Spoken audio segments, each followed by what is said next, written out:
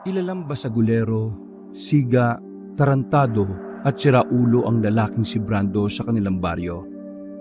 Sa bawat gulo na mangyayari sa kanila ay laging siya ang nangunguna. Dahil sa kanyang kasigaan, kilalang kilala na rin siya kahit sa ibang lugar. Wala na mga magulang si Brando, tanging ang kanyang lola na lamang ang nakakasama niya sa bahay. Wala rin namang magawa ang lola ng binata sa kanya. Masyado kasing matigas ang kanyang ulo. Wala itong pinakikinggan, kundi ang sarili lamang. Burdado ang maskuladong katawan ni Brando. Sa mga bakante naman itong balat, makikita ang mga peklat na dulot ng mga sugat na bakas ng away. Para kay Brando, ang pakikipag-away o basag ulo ay parte na ng kanyang sistema. Parang lagi siyang kulang kapag hindi nasasangkot sa gulo. Umalis ka sa daraanan ko!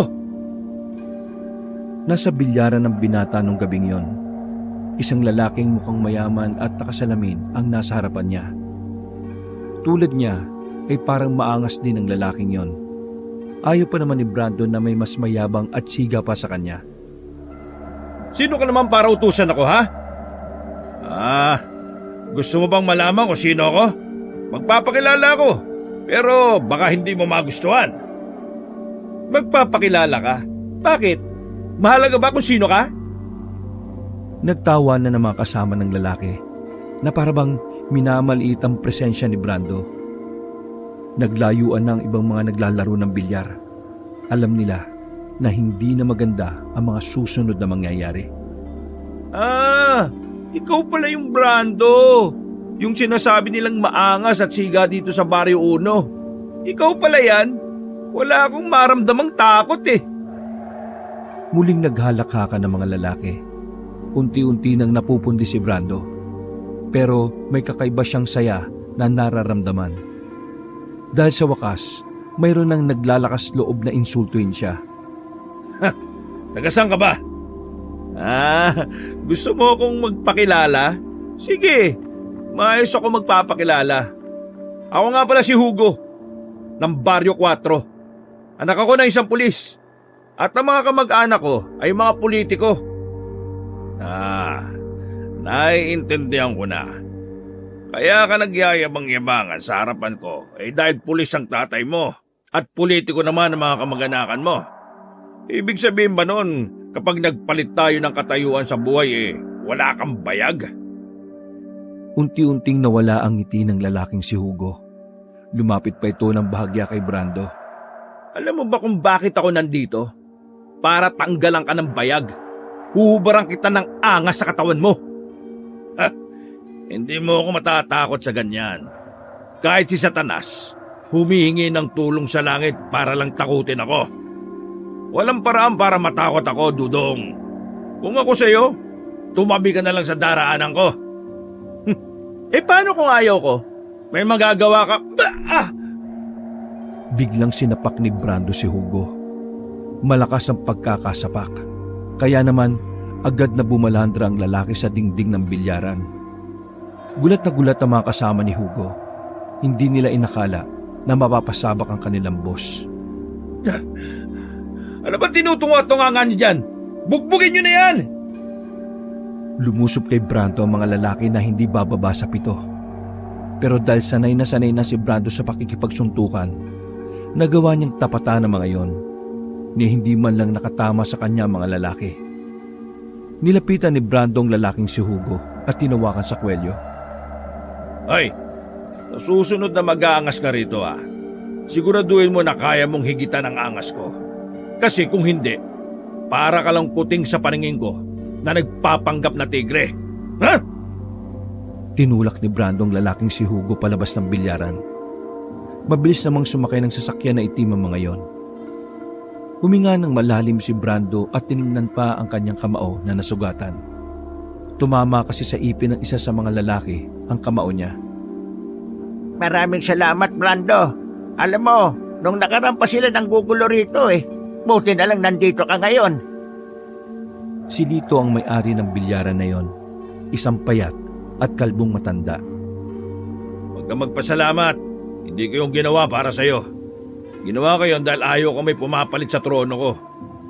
Kayong lahat na nandito, alam kong may isa sa inyo na susubukang higitan ang angas ko.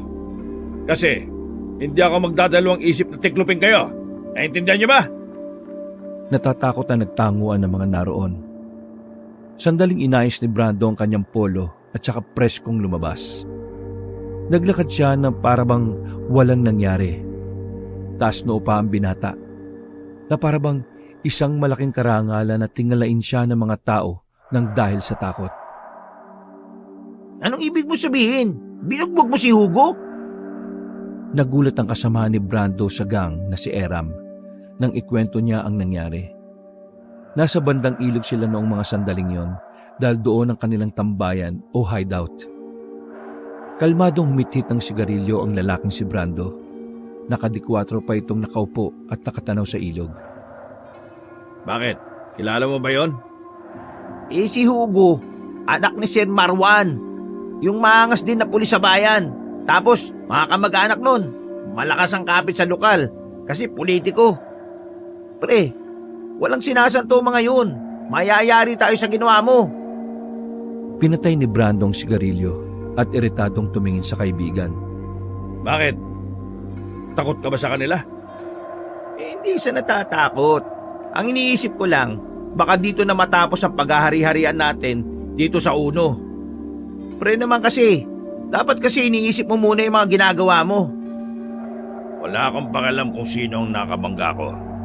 Ang ayaw ko lang ay ang maangas sa sarili kong balwarte. Ano naman kung matinik ang pamilya niya? Eh di magpatayan. Takot ka? Eh di huwag ka sumali. Dalhin mo ang mga miyembro natin sa malayong lugar. Punta kayo sa Mindanao. Iwan niyo ako rito.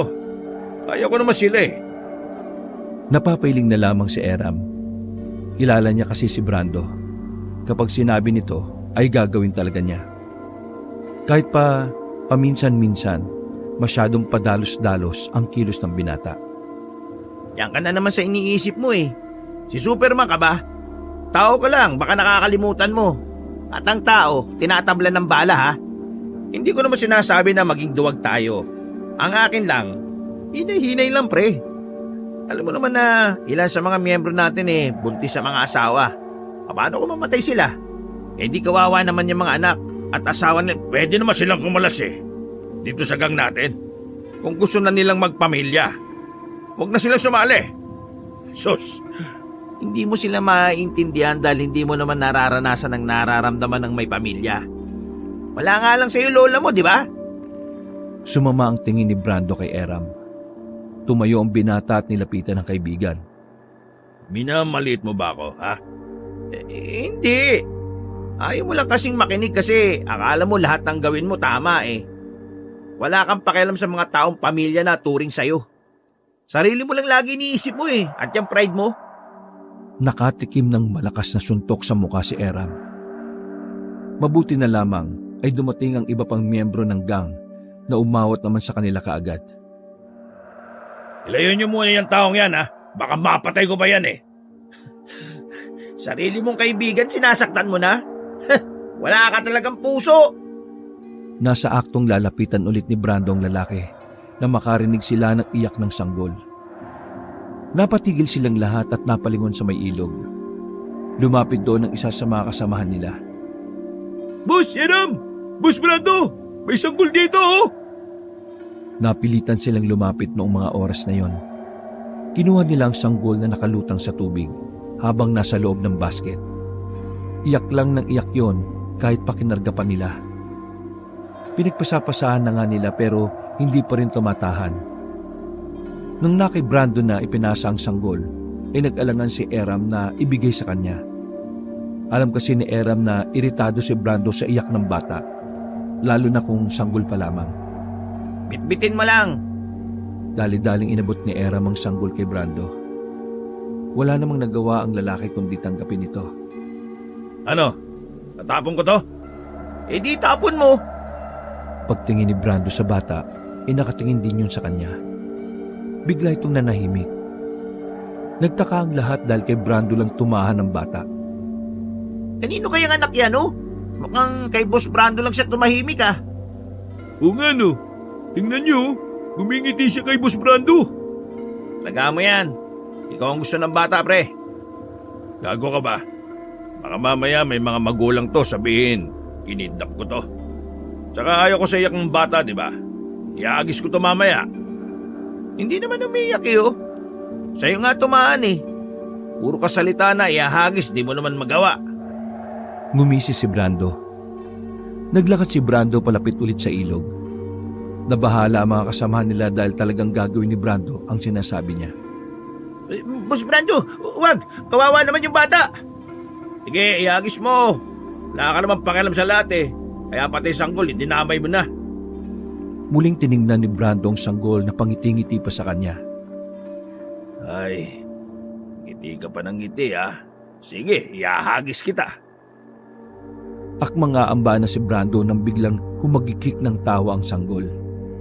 Natigilan si Brando. Hindi niya maintindihan kung bakit ganun ang sanggol. Napaka-inosente. Ay, kainis ka ha. Natawa-tawa ka pa. Hindi hinagis ni Brando ang sanggol na yon. Bumalik sa akin na Eram at ibinigay ang sanggol. Oh, isauli niyo yan sa magulang. Ayoko ng sanggol dito sa hideout. Sanggol lang pala babali sa paninindigan mo, pre. Banas na umalis si Brando sa ilog. Nang makalayo ay muli siyang napalingon sa mga kasama. Kita niya na umiiyak na naman ang sanggol na pilit pinapatahan ni Eram. Wisit, anak-anak tapos mababayaan. Walang pinagkaiba yung magulang niya sa magulang ko eh. Mga salot na magulang. Dahil nawala na sa mood si Brando, ay nagpunta na lamang siya sa beer house sa bukana ng Barrio Dos. Wala siyang dalang kapera-pera, pero dahil sa taglay niyang kayabangan, nagagawa niyang makahingi ng alak. Nakaupo lang siya sa tapat ng lamesa na malapit sa pinto. Nasa kasarapan siya ng panonood ng mga babaeng sumasayaw. Nang biglang may puting kalapate ang pumasok sa beer house. Dumapo yun sa lamesa ni Brando. Sa hindi inaasahang pangyayari, kinuha ng kalapate ang sigarilyo niya na nasa ashtray. Lumipad ng kalapate palabas. Hinabol pa yun ni Brando pero nakalipad na ng mataas. Monyemas, kapag nahuli kita, gagawin kitang predo! Paglingon niya sa gilid, may matandang lalaki roon na nakatayo. Nakasuot ng parang pampulubi ang matanda pero malinis ang muka. Nakangiti pa yon kay Brando. Ah, bakit kang umingiti? Nagago mo ba ako? Iho, magbabago ang buhay mo. Ikaw, wala nang babaguhin sa buhay mo. Kasi kapag ako napikon, mawawala buhay mo. Nakikita ko, iho, magbabago ang buhay mo. Ang batang yon, kailangan nyo siyang patayin. Eh diba tigilan mo nga ako, tanda? Salamat ka, may lola ako. Kung wala, baka wala ka na rin. Kailangan niyang mawala sa mundong ito dahil isa siyang Buwisit, daldal mo! Sasampalin na sana ni Brando matanda nung tumalikod na ito at naglakad paalis. Naiwan siyang natameme. Naiinis pa rin siya sa kalapati na tumangay ng kanyang sigarilyo. Inang kalapate yun ah. Adik din yata sa sigarilyo ang loko. Puti yun eh. Tatandaan ko yung hayop na yun. Para siyang bata sa tapat ng beer house habang nagmamaktol. Bumalik na lamang ang binata sa loob. Uminom siya ng alak hanggang sa siya ay magsawa. Hindi na niya inintindi ang sinabi ng matanda. Mga bandang 10:00 na ng gabi nang makaisip siyang umalis. Walang nagtangkang singilin siya dahil sa takot. Pag-uwi niya sa hideout nila, malayo pa lamang siya ay dinig na niya ang iyak ng sanggol. Nagmamadaling lumapit si Brando sa mga tolda na siyang tinutulugan ng mga kasama niya. Pagdating niya roon, ay naabutan niyang nakahiga na si Eram, habang ang sanggol sa gilid ay nasa maliit na lamesa at iyak ng iyak. Mga siraulo, bakit ba hindi niyo pa inalis ang batang yan rito? Iyak ng iyak ah! Nakakairita! Itapon niyo yan! Nanatiling nakahiga lang ang mga lalaki, para bang hindi siya naririnig ng mga yon. Wala ba kayo narinig? Gusto niyo bang pagtatatadyakan ko pa kayo ha? Sa pilitang pinatihaya ni Brando ang isa sa kasama nila. Napatigil ang lalaki nang makitang namumutla yun. At ang napansin pa ni Brando, hindi normal ang init ng katawan. Sa isang gilid, pinilit bumangon ni Eram. Namumungay ang mga mata nito. Nanghihina at nakayuko lang. Lahat kami rito nilalagnat. Hindi ko alam kung bakit eh. Anong pinagsasabi mo? Inisa-isang hawakan ni Brando ang mga kasamahan nila. Totoo nga ang sinasabi ni Eram. Kaya naman, napamura na lamang si Brando at tinampas ang maliit na lamesa. Kunyemas na buhay naman to. Ngayon pa talaga kayo nagkasakit lahat? Ayos naman kayo kanina nung umalis ako Tapos ano to, Eram? Bakit nandito pa rin tong sanggol na to, ha? Dinala namin yan sa barangay kanina. Iniwan namin yan doon. Pero nagulat na lang kami. Dahil sa ilog na naman kung saan natin siya nakuha kanina. Paano nandun ulit yun? Sira ba ulo mo? Ewan ko.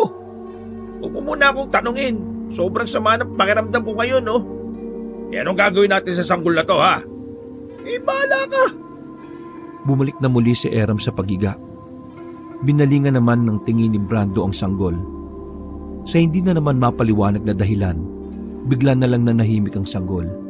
Ngumiti ito kay Brando. Bagay na mas lalong kinaiirita niya. Hoy, manahimik ka dyan, ha? Matutulog ako. Pumesto na si Brando sa kanyang higaan. Ipipikit pa lamang niya ang mga mata niya nang bigla na namang umiyak ang bata. Ay, wisit na buhay to, Wisit! Wisit! Wisit talaga! Muling bumangon ng binata. Kinarga niya ang bata at lumabas ng tolda. Balak niya sanang itapon ang sanggol sa ilog, pero napatigil siya nang makita ang maraming uwak sa mga puno. Tila ba nakatingin yun sa kanya? Nang aamba niya ng ihagis ang sanggol sa ilog, bigla na lamang nag-ingay ang mga uwak. Pakiramdam ni Brando, pinipigilan siya ng mga uwak na yon. Oh, bakit nagkaroon ng mga uwak dito? Lang yung mga tong iingay Manahimik ka kayo! Mas lalong umingay ang mga uwak nang malapit na si Brando sa tubig. Kaya nakakairita. Kapag ako nakaakyat dyan, lahat kayo ipiprito ko. Para siyang timang na inaaway ang uwak. Abang ang sanggol naman na kanyang dala ay hagikik ng hagikik sa kakatawa. Hoy, huwag kang tumawa Pwede ba? Huwag kang tumawa! Parang mabubuong si Brando ng mga sandaling yon. Natutuliro ang utak niya dahil sa tawa at ingay ng mga uwak. Sa hindi malamang dahilan, para bang nagbago ang ihip ng hangin para kay Brando. Hindi na niya itinapon ang batang yon. Bumalik siya sa loob ng tolda. Inilapag niya ang bata sa lamesa. Pero wala pang ilang minuto ay bigla na naman itong umiyak. Kaya naman napilitan na namang kunin ni Brando ang sanggol para manahimik. Kung magdamag kasing iiyak ang sanggol, maging siya ay hindi rin makakatulog. Kinabukasan, nagising si Brando dahil sa mga naririnig niyang boses. Nangingibabaw ang boses ni Eram. Napansin na lamang niya na nasa bisig niya pala ang sanggol. Masarap ang pagkakatulog. Bagay pala sa'yo maging ama Tingnan mo, sarap ng tulog niya sa piling mo. Tatawa sana ng ibang miyembro pero pinigilan nila. Alam nilang sasamain sila kay Brando kapag tumawa sila. Ay nako, wisit itong batang to Bumangon ng lalaki at binigay kay Eram ang sanggol. Pero nagtaka silang lahat nang biglang hindi yun umiyak. Pagdampi ni Eram sa sanggol ay sobrang init ng katawan. Nangingitim na rin ang labi nito. Brando, sobrang taas ng lagnat ng sanggol Sa kanya yata napunta yung mga lagnat namin ano naman? Binalik ni Eram ang sanggol sa barumbadong lalaki na si Brando. Ano bang ginagawa mo? Sira ulo ka Papandarin ko yung tricycle. Dadali natin siya sa bayan sa ospital. Bakit ka ba magsasayang ng oras sa sanggol na to? Hindi naman natin to kaano-ano pinapagawa sa atin si konsehal. May trabaho tayo ngayon. Uunahin mo tong... Tarantado akong tao, Brando. Pero hindi ako katulad mo na walang puso. Hindi ko kaya makita na may batang mamamatay dahil wala akong ginawa. Yan ang problema sa'yo. Masyado kang malambot. Ikaw naman, masyado kang matigas. Hindi ba napapansin? Tumatanda na tayo. Karamihan sa atin, unti-unti nang nagbabago ang buhay. Tumitino na ang iba. Nakakaroon na sila ng dahilan para magbago. Tapos ikaw ganyan pa rin? Puro ka na lang angas? Magbabago na kayo. Magiging duwag at batuka na kayo. Magiging malambot na kayo. Tanggal angas, ha? Bakit? Dahil ba sa mga asawa nyo, ha? Pamilya. Dahil sa pamilya, Brando. Nanahimik bigla si Brando. Dahil sa pamilya kaya magbabago kami. Maiiwan kang ganyan. Kasi kahit kailan hindi mo naranasan magkapamilya eh. Brando, are, gusto namin bawiin sa demonyo yung binenta naming kaluluwa. Kung ikaw, ayaw mo, wala kaming magagawa. Etong sanggol na to, hindi ko hahayaan na maaga siyang mawala sa mundo. Kahit inabando na siya ng mga magulang niya, gusto kong maramdaman niya balang araw na may isang pamilya na nagmahal sa kanya. Kung hindi mo gusto ang salitang pamilya, lumakad ka mag-isa at kalimutan mo na ako bilang kaibigan mo. Tila may bumarang bato sa lalamunan ni Brando. Hindi siya nakapagsalita. Sapul na sapul siya sa sinabi ng kaibigan. Naglakad na palabas ang miyembro ng samahan kasama si Eram. Hoy, may trabaho tayo, ha? Ngunit walang nakinig sa kanya. Sa halip, inunang asikasuhin ni Eram ang tricycle na matagal nang nakaparada sa gilid. Pero dahil hindi nila yon mapagana, tumakbo na lang sila Eram palayo para pumara ng masasakyan. Naiwang mag-isa si Brando sa labas ng hideout nila. Napatingala siya sa mga uwak na nakadapo pa rin sa mga puno. Para bang alam na mga uwak ang nangyayari dahil nakatingin yun sa kanya. Oh, anong tinitingin-tingin nyo, ha? Ihawin ko kayo dyan, eh. Kumuha ng bato ang lalaki at binato ang mga uwak. Pero sa kasamaang palad, maging ang mga uwak ay walang pakialam sa kanya. Mag-isang lumakad si Brando nung umagang yon. Meron na naman siyang binugbog sa Barrio 3. Utos kasi yon ng isang konsehal. Isa yon sa mga sideline na kanilang gang. Tumatanggap sila ng trabaho, pero hindi naman sila pumapatay. Mag-aalas 8 na nang bumalik si Brando sa kanilang hideout. Naabutan niya ang isa sa mga miyembro ng gang na si Ambet. Nagkakalkal ito ng mga gamit nila. Anong ginagawa mo? Tinutukan ni Brando ng itak si Ambet sa pag-aakalang nagdanakaw ito sa mga gamit nila. Pero hindi siya pinansin ng lalaki. Patuloy lang yon sa pagkalkal sa mga kahon. Tinatanong kita, anong ginagawa? Pwede ba? Huwag ka magulo. Naghahanap ako ng pera. Hindi kami nasikaso sa ospital dahil wala kaming dalang pera. Nagkukulay ubi na yung sanggol, ano? Unti-unting binaba ni Brando ang itak. Hindi niya maintindihan ang nangyayari kung bakit parang maiiyak na si Ambet sa paghahanap ng pera. Kung bakit mahalaga sa kanila ang sanggol. Halika, sumunod ka sa akin. Ayoko niya nga. Gusto ko na magbago. Bobo, papaganahin natin yung tricycle. Bilisan mo. Ha? Nauna nang lumabas ng tolda si Brando. Hindi niya rin alam kung bakit niya yun ginawa. Ang alam niya lang, gusto niyang maintindihan ang pakiramdam nila Eram at Ambet. Pinagtulungan nilang paganahin ng tricycle. Nang palitan nila yon ng baterya ay gumana na rin ang makina. Sumakay si Brando sa upuan ng driver. Sa loob naman si Ambet. Bakit mo ito ginagawa? Hindi sumagot si Brando at pinaandar na lang niya ang tricycle papuntang bayan. Pagkarating nila ng ospital ay kagad na pumasok ang dalawa. Sa bungad pa lang, nakita na ni Brando sila Eram na nasa gilid lang ng hallway. Bitbit ang bata na parang kaunti na lang ay mamamatay na. Kulay ubi na ito. Brando, anong... Walang sabi-sabi, hinila ni Brando ang isang doktor na napadaan. Hoy, bulag ka ba? Nakikita mo ba yung sanggol na dala nila? Malapit na mamatay. Kung hindi nyo ito aasikasuhin, uunahin ko kayong patayin. Pasensya na ho. May mga nauna kasi sa inyo. Nauna? Ibig sabihin wala kayong pakialam dito? Ano mo kailangan nyo? Pera? Ito. Yan, pera, Dumukot ng pera ng tig-1,000 si Brando at sinampal sa mukha ng doktor. Natakot ang doktor kaya naman tumawag ito ng mga nurse. Inasikaso ang sanggol at saka lamang yon na ipasok sa silid. Galit na galit ang mukha ni Brando. Inaot naman kagad siya ng guard at pinalabas ng ospital. Nagyosi na lamang ang lalaki sa tapat habang hinihintay ang mga kasama. Makalipas lang ang ilang minuto, lumabas na rin si Eram at Ambet. Pre, bakit mo yung ginawa? Napangisi si Brando. Tanga ka ba? Di ba kailangan nyo ng pera? Tapos magtatanong ka ngayon kung bakit ko ginawa? Ibig kong sabihin, akala ko ba wala kang pakialam sa sanggol? Bakit ka nagalit ng ganon para sa sanggol? Para sa bata? Tinapon ni Brando ang sigarilyo at saka bumuga ng usok. Ewan ko, hindi ko alam. Ang corny nyo kasing tingnan kapag payak na kayo. Ano ba nangyari? Bakit lumalambot kayo ng ganyan para lang sa sanggol? Eh hindi naman natin alam kung saan galing. Katulad ng sinabi ko pare, gusto na namin magbago. Aligay namin. Yung sanggol ang senyales para magtino na kami. Hindi ka naman namin pinipilit na gayahin mo kami. Buhay mo naman yan eh. Ang akin lang, sana hayaan mo na kami.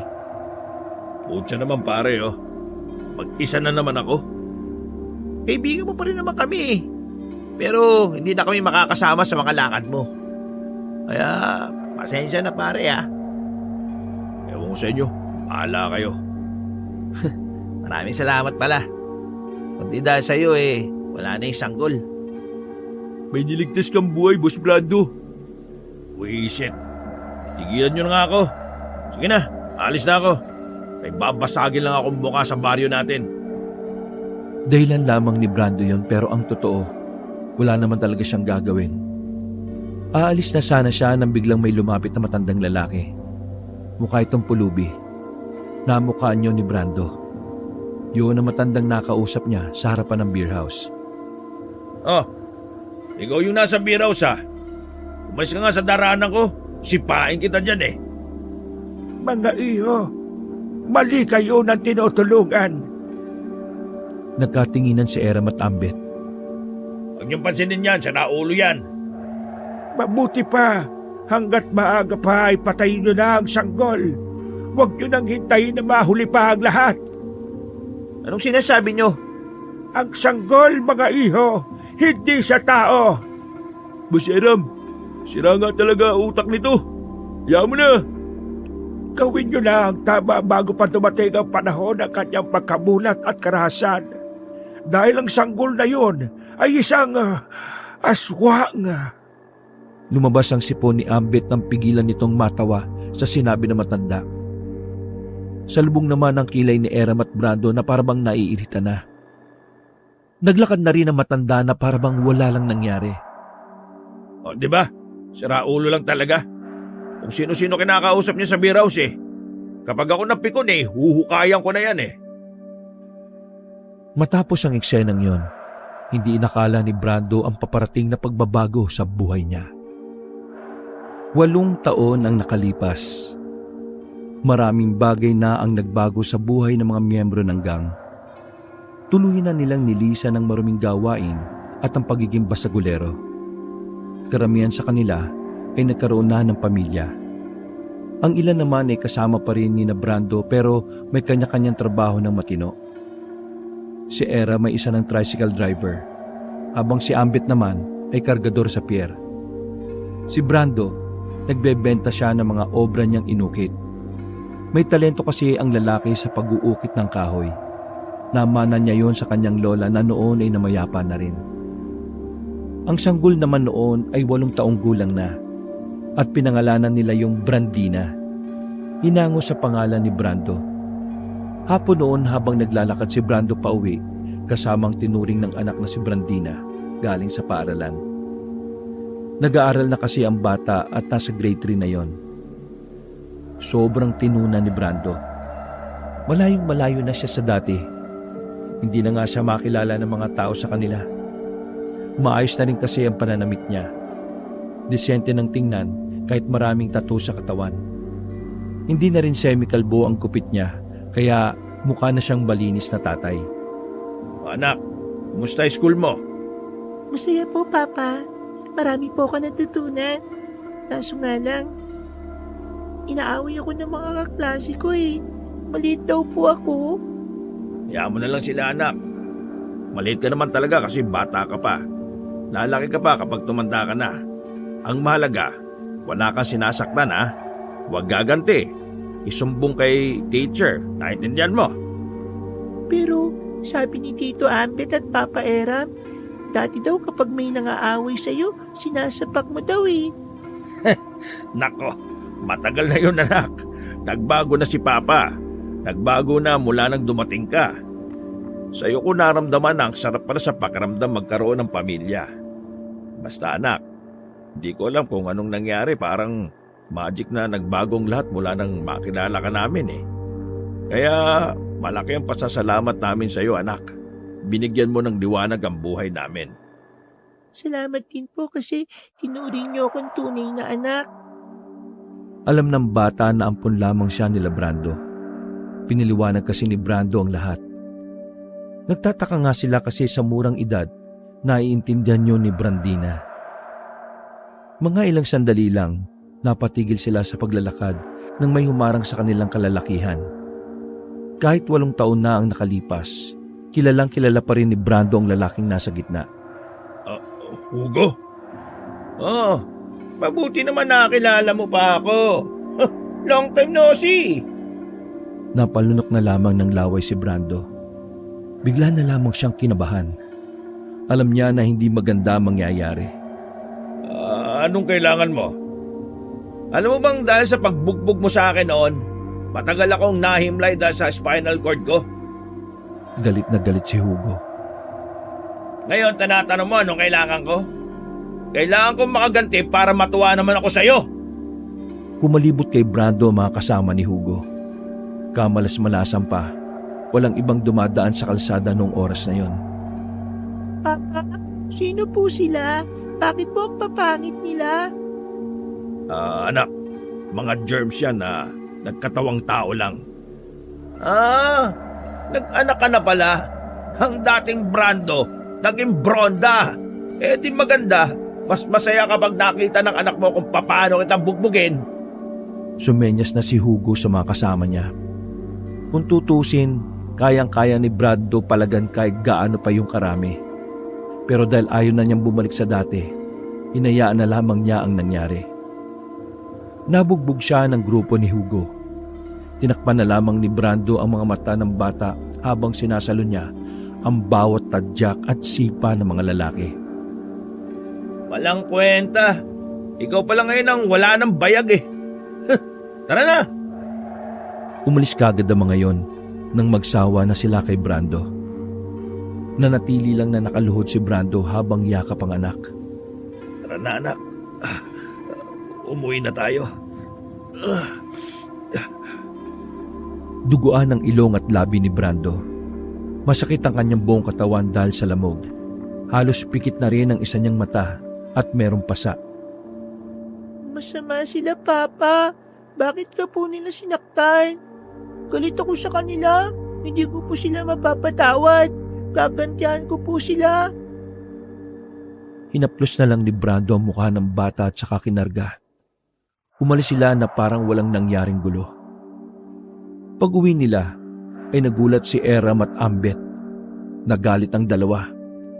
Pero pinili na lang na ipagsawalang bahala ni Brando para sa batang si Brandina. Matapos malinis ang sugat ni Brando, ay natulog na lang sila kaagad. Maliit lang ang bahay nila pero may sariling higaan ng bata. Madaling araw nang magising si Brando dahil sa kirot ng kanyang sugat. Napansin niyang wala si Brandina sa higaan. Bumangon ang lalaki. Lumabas siya sa pag-aakalang nagbanyo lang yon. Pero nakasalubong niya ang bata sa labas. O anak, saan ka galing? Anong oras na? Bakit ka pa lumabas? Napansin ni Brando na iba na ang suot ng bata. Nakita rin niyang basa pa ang buhok ni Brandina. At higit sa lahat, napansin niyang may dugo ang tsinelas ng bata. Kinabahan si Brando sa di malamang dahilan. Anak, sabihin mo nga, saan ka galing? Bakit may dugo ang tsinelas mo? Naligo po ako sa ilog. Ganitong oras? Bakit hindi ka naman nagsabi? Itulog po kayo tsaka may sakit po kayo eh. Kaya lumabas na lang po ako. Ano tong dugo na to sa tsinelas mo? po ba? Natuluan po ng dugo nyo nung inaway po kayo ng mga pangit na lalaki. Huminga ng malalim si Brando at niyakap si Brandina. Nako, huwag mo nang uulitin na lumabas ng ganitong oras, anak. Bata ka pa, delikado. Sige ka, baka makuha ka ng aswang. Ngumiti lang ang bata at yumakap kay Brando. Kinaumagahan, walang pasok si Ambet at Eram.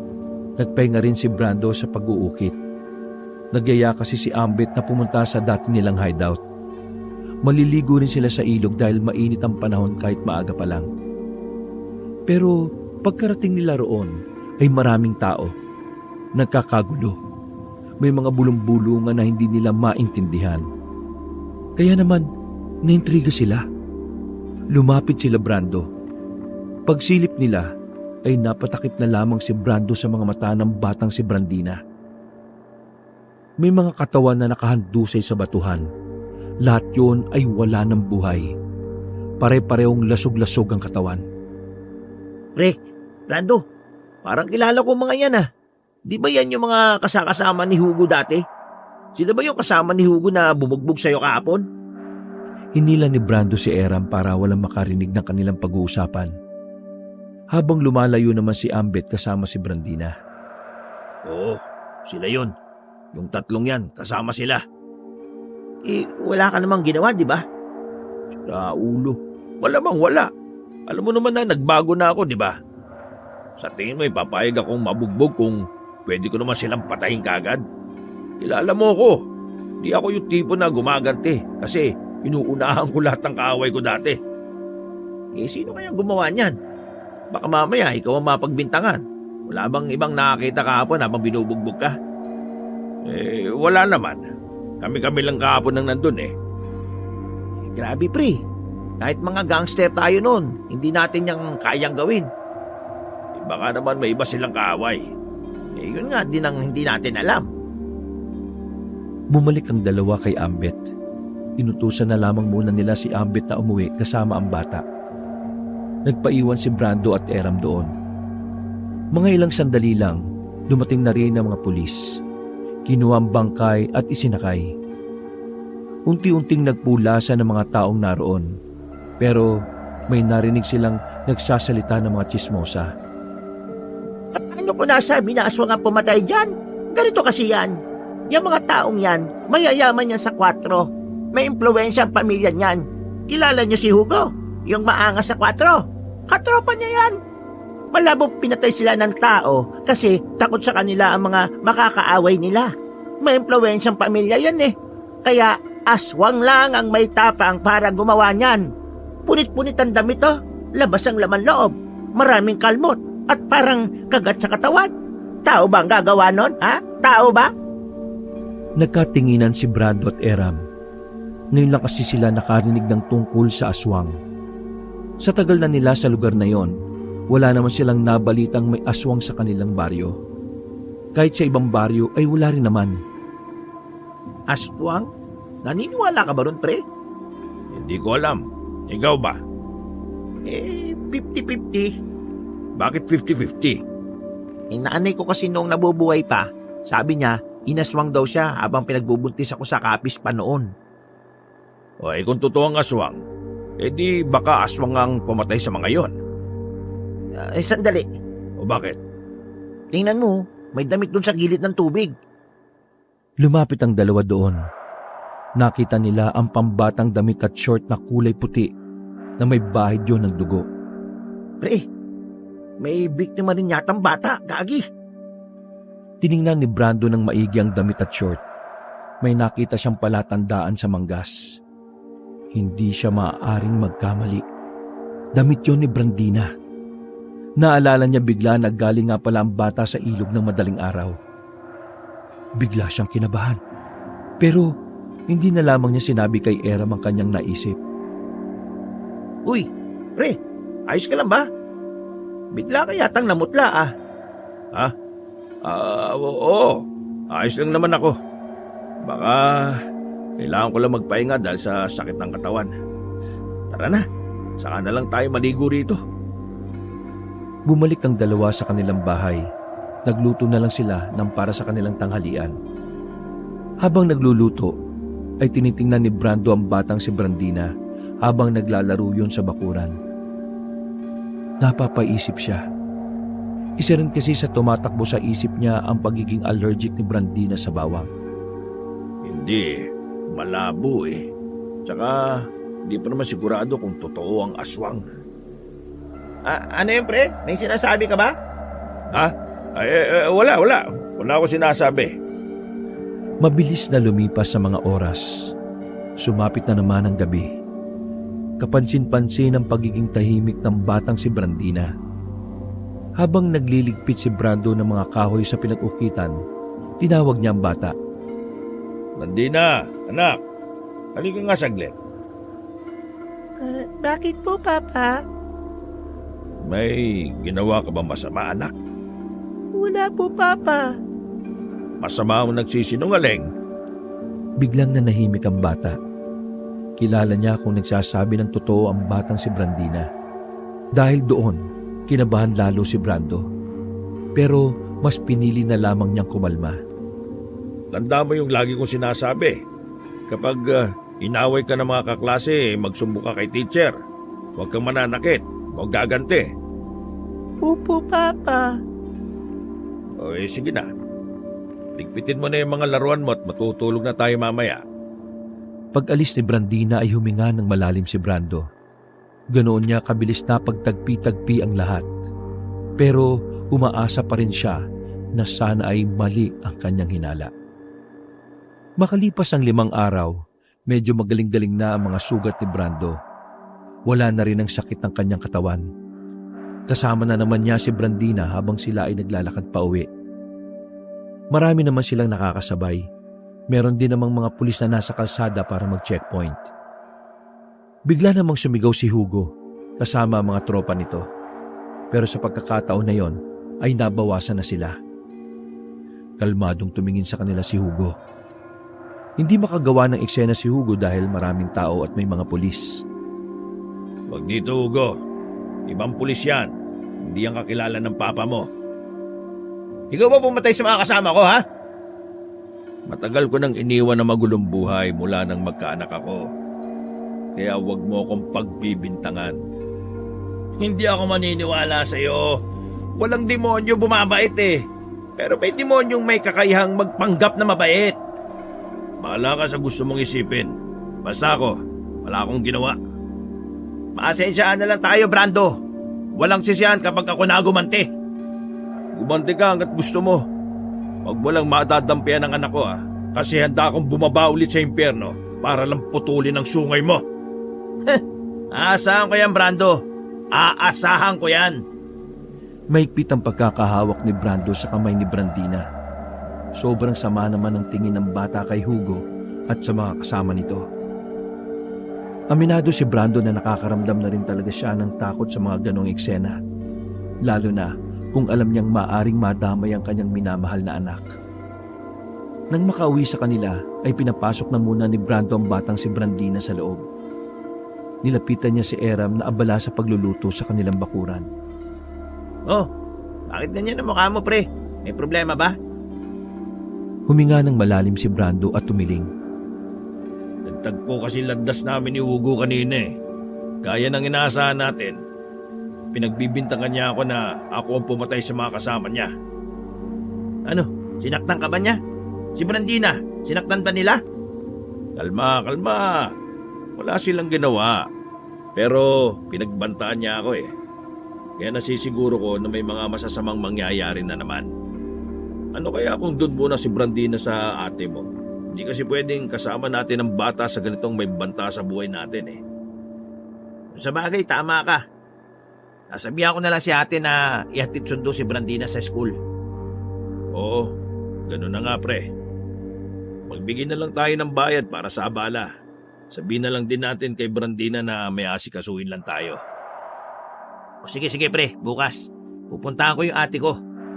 Pre, tingin mo, aswang ba talaga yung pumatay sa mga yon? Napatigil si Eram sa paghahalo. Sandali, interesado ka ba sa mga aswang? Ay, paano kasi? Kanina sa school nila Brandina, usap-usapan yun eh. Halos lahat ng tao doon naniniwala na may aswang nga rito sa ulo.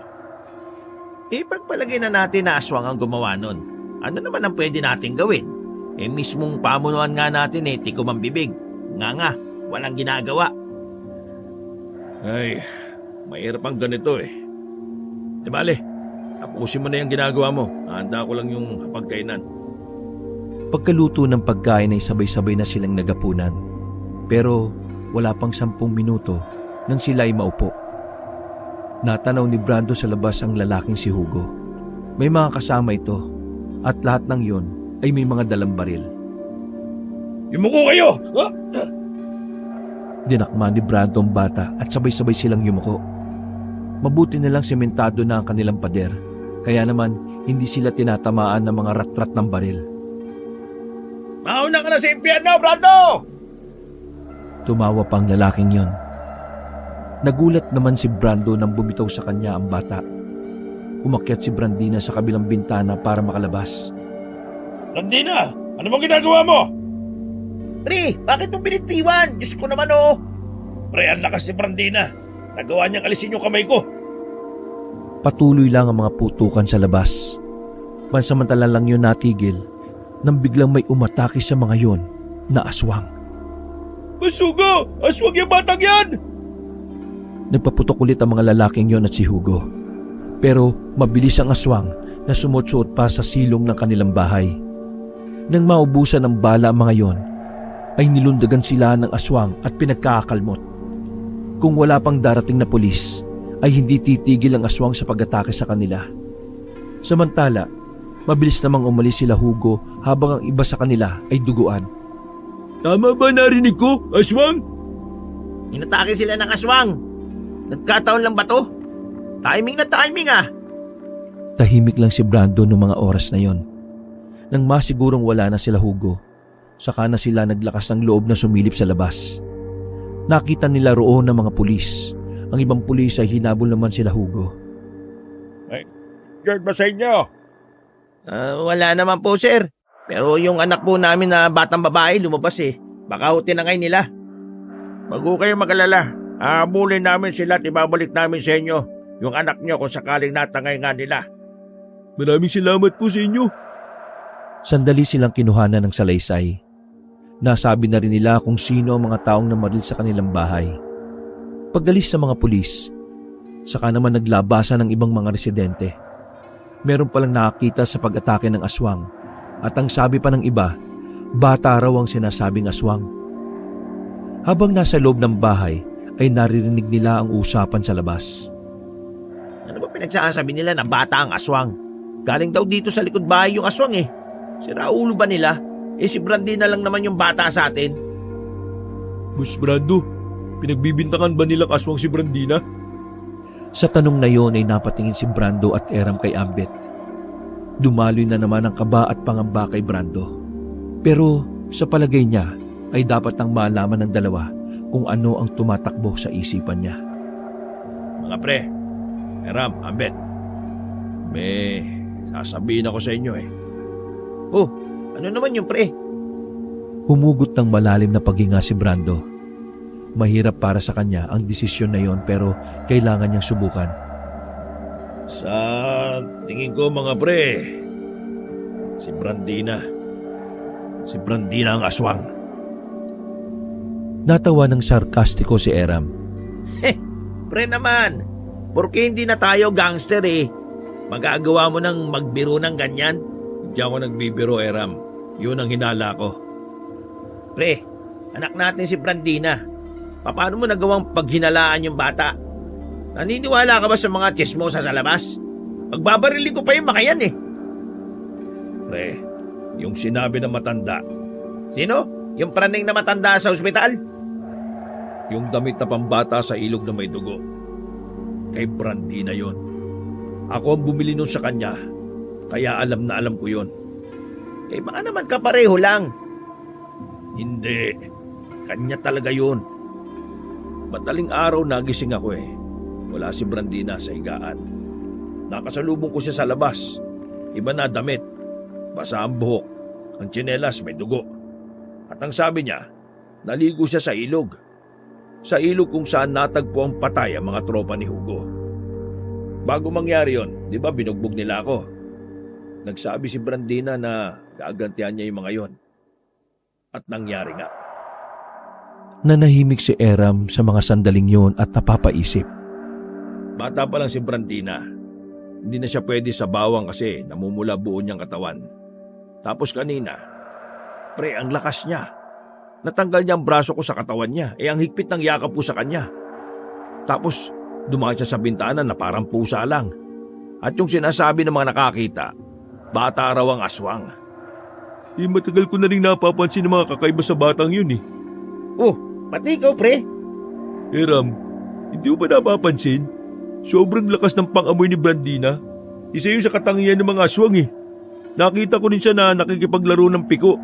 Hindi normal yung layo ng talon niya eh.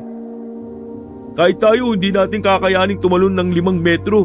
Tapos, nakita kong binuhat ni Brandina yung mga toolbox ko nung nakaraan. Alam niyo kung gaano yung kabigat, di ba? Makinig ka, Ram. Hindi normal ang anak natin. Isa siyang, Ano ngayon kung aswang? Ano, papatay natin siya? tarantado ka ba?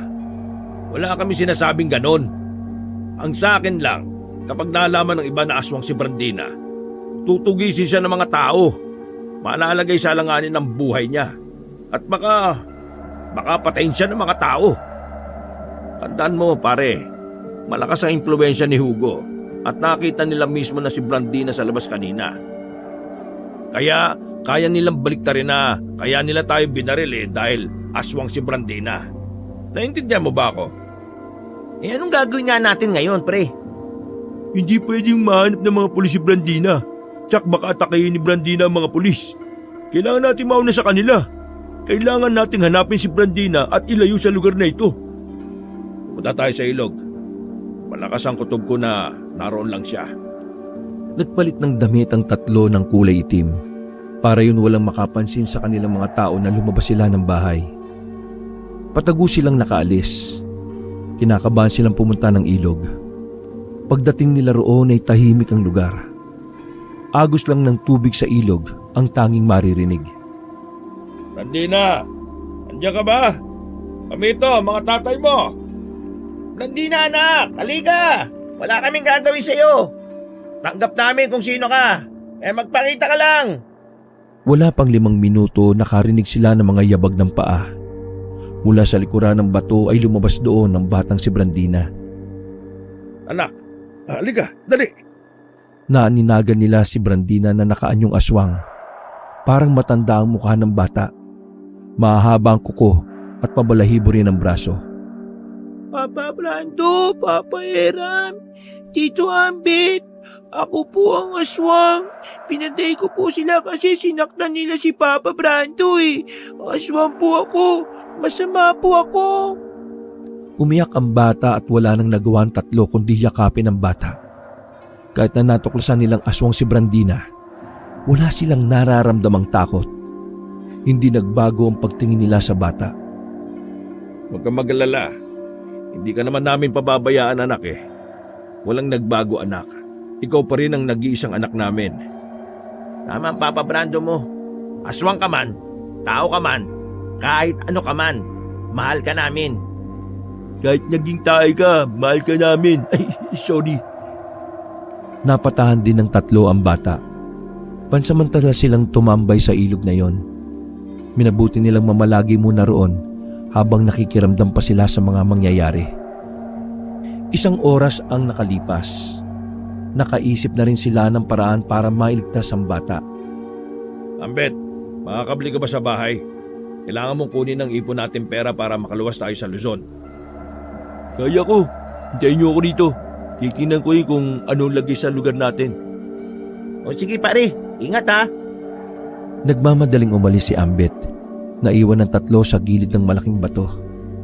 Halos kalahating oras din ang hinintay nila bago makabalik si Ambet. Hingal na hingal si Ambet. Halata sa kilos nito ang kaba at pagkabahala. Mga pare, binaliktad nga tayo ni Hugo. Sinabi niya na aswang si Brandina kaya sila nagpaputok. Ngayon, nakita ko sa tapat ng barangay, Nagtitipo na sila. Kumakalap sila ng mga tao para huliin si Brandina. Tutugisin na nila anak natin. Kailangan na natin makaalis. Natahimik sila nang biglang makarinig sila ng mga yabag ng paa sa batuhan. Napayakap ng mahigpit si Brandina kay Brando at nagtago silang muli sa mga bato. Mabibilis ang mga yabag ng paa. Mabibigat kaya hindi nila maiwasang hindi matakot para sa kaligtasan nila. Basag-basag kang, Angdoy! Nagbabalik para samahan kayo sa laban na to! Boss Brando! Boss! Eram! Ambit! Narinig ko nangyari kaya tinipon ko na ang mga kasama natin. Nawala ang kaba sa loob nila nang marinig ang pamilyar na boses. Pagtingin nila, naroon ang mga lumang miyembro ng kanilang samahan. Halos maiyak si Brando sa mga nangyayari. Buong akala nila ay wala na silang pag-asa. Pero sa pagbabalik ng kanilang gang, nabuhayan sila ng dugo. Maraming salamat mga kasama. Ngayon, protektahan natin si Brandina. Ano mang uri si Brandina, tao, aswang, siya pa rin ang anak na pinalaki natin. Ilaban natin to. Tumangutango silang lahat bilang pagsang-ayon. Handang-handa na silang itakas ang bata para iligtas sa kamay ng mga residenteng galit na galit sa aswang. Sa tabi ng ilog ay pinag-uusapan nila ang mga hakbang ng kanilang pagtakas. Dadaan tayo sa gubat na nasa harapan natin. Ang tagus nito sa 4. Medyo delikado dahil doon ang balwarte nila Hugo. Kaya ang gagawin natin, maglabas ng gubat, maghiwa-hiwalay tayo. Andoy, maghahati tayo sa 2, pero hindi halata. Ambet, mauna ka sa amin.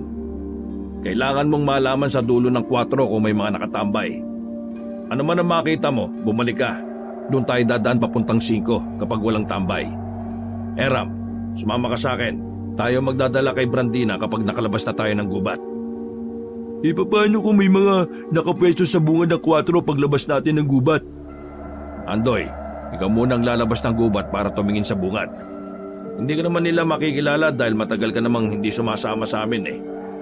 Nakalimutan ko sabihin, narinig ko si Hugo. Dito sila pupunta sa ilog dahil alam nila dito ang dati nating hideout. Pipilitin nilang pumasok dito ng gubat para tumagos tayo sa 4. Papapagitnaan tayo. Utya naman oh. Kanina pa ako nagsasalita, ngayon mo lang yung sinabi. O sige, change plan. Paano kung wag na lang kaya tayo sa 4 dumaan? Ibig ko sabihin, pagpasok natin ng gubat, kumanan tayo. Babalik tayo sa dulo ng 1. Tsako, walang tao doon kasi liblib doon eh. O sige, tama. Pagbalik natin dito sa 1, saka tayo mag-2.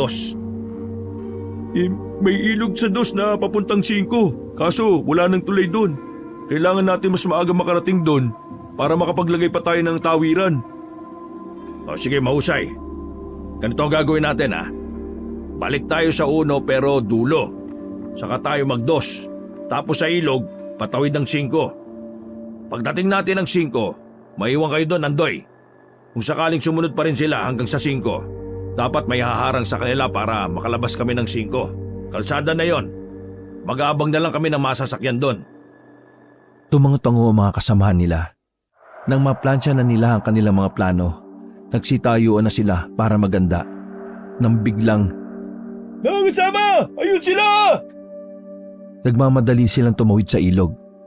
Bago sila makapasok ng gubat ay pinagbabaril na sila nila Hugo.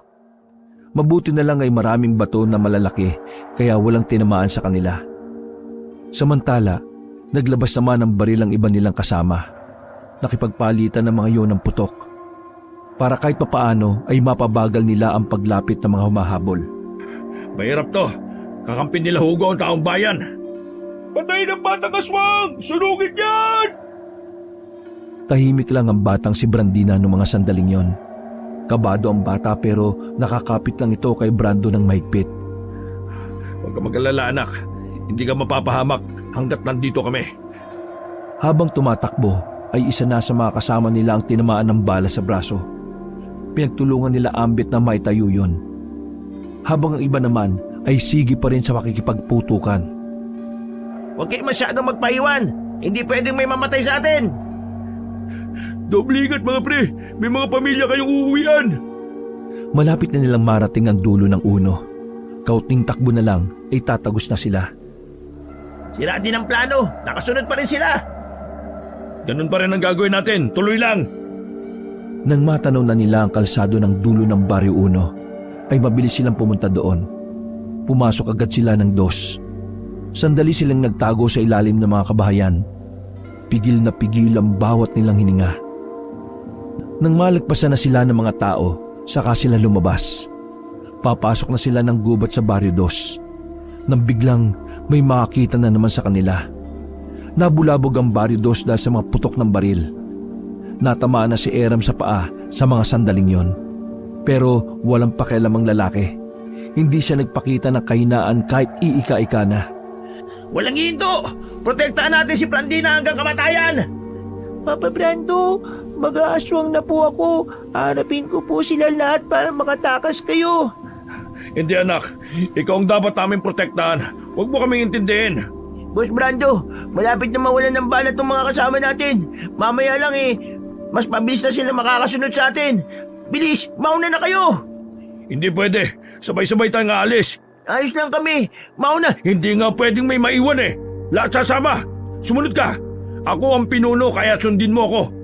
Ay nako, o sige na. Mga kasama, walang hinto ha, tuloy lang!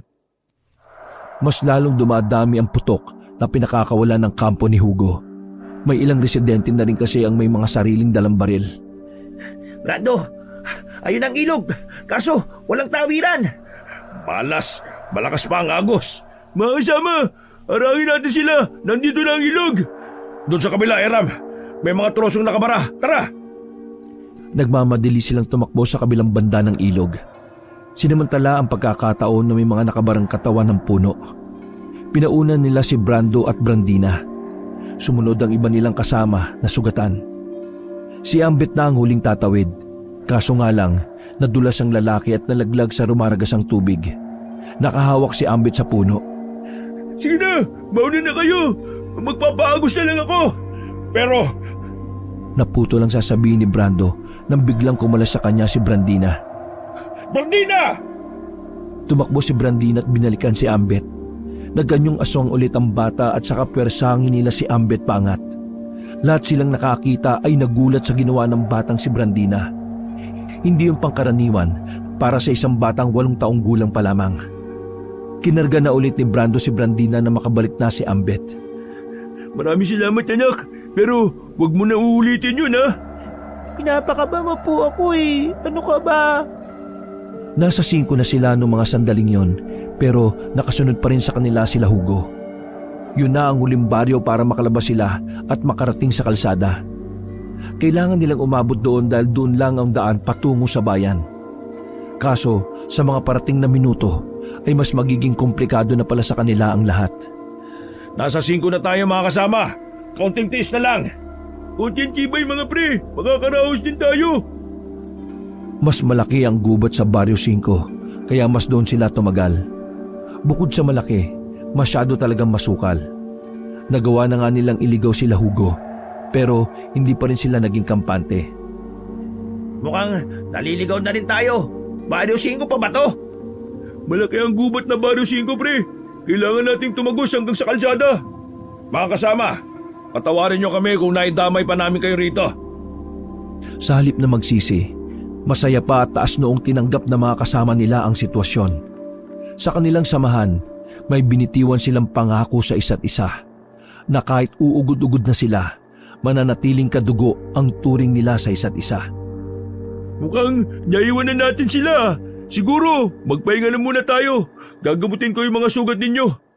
Kung may mga bala pa mga baril ninyo, kung pwede lang magbantay kayo sa paligid. Baka bigla na lang silang lumitaw Pupwesto pa lang sana mga kasama nila nang biglang dumating nga sila Hugo. May dala silang mga sibat, pana, sulo at mga baril. Anong akala mo sa amin ha, tanga? Kayo mga tanga kasi bakit kayo nagpahinga? Kinuha ng mga yon ang baril ng mga kasama nila Brando. Nilapitan ni Hugo si Brando. Binaba naman ni Brando ang bata at ibinigay kay Ambet. Wala silang magawa noon dahil nakatutok sa kanila ang baril. Hindi rin makapagpalit ng anyo si Brandina dahil pinagbabawalan na ito ni Eram. Binugbog na naman ni Hugo si Brando. Dugo ang agad ang mukha ni Brando. Ang tanging na lang nilang nagawa ay magalit at umiyak. Ilang sandali pa, pwersahang nilagyan ng mga residente si Brandina ng bawang sa leeg.